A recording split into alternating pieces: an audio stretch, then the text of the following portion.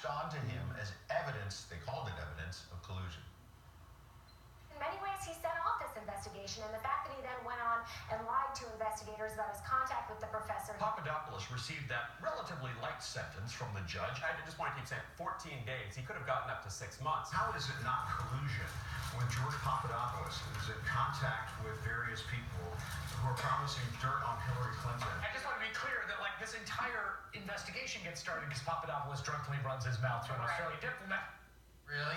So how does George Papadopoulos feel now that the report is out and confirms the probe found no evidence of Trump-Russia collusion and mentions him prominently, actually an igniter of the whole thing, perhaps? George Papadopoulos is also the author of a book that goes into detail about this from his perspective, Deep State Target, how he got caught up in the crosshairs of the plot to bring down President Trump.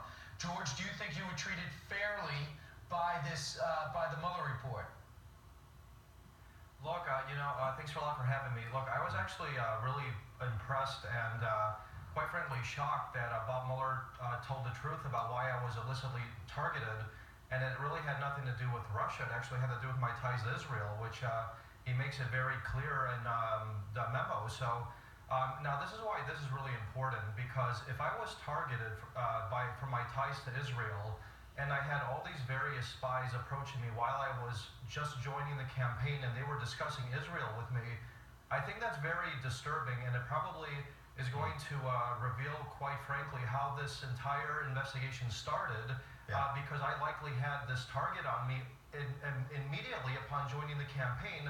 So that's the first thing. And secondly, this artificial date of how the investigation started on July 31st, I think it's been completely debunked now, and a lot of these conspiracy theorists out there, like, what was that? What do you mean? So I'm saying that. So the whole story was that Alexander Downer and I had been discussing this, this off-the-cuff statement about hacked emails or something along that line in a bar in London.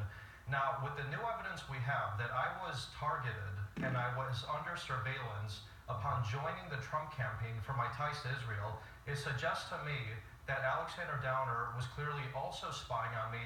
And, according to my own testimony to Congress, this is something that, a lot of people should look into. Yeah. I think people like Mark Meadows and others think that there are transcripts of this meeting.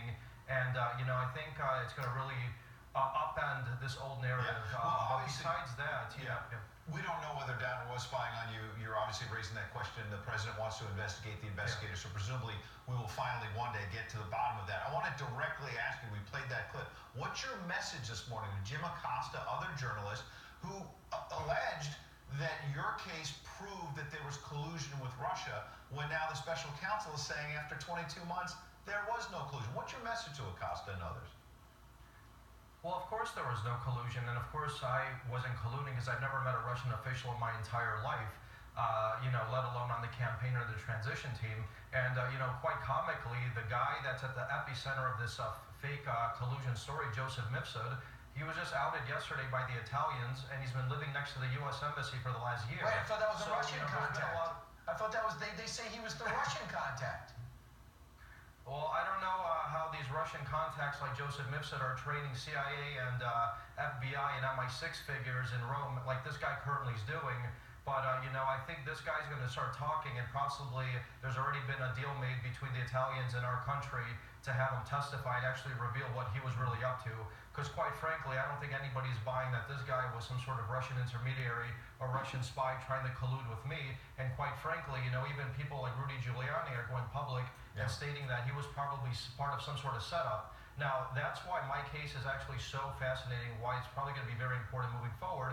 One, like I stated, because there was obviously this targeting of me for my ties to Israel, which attracted all of these spies. And two, who was running these guys at me?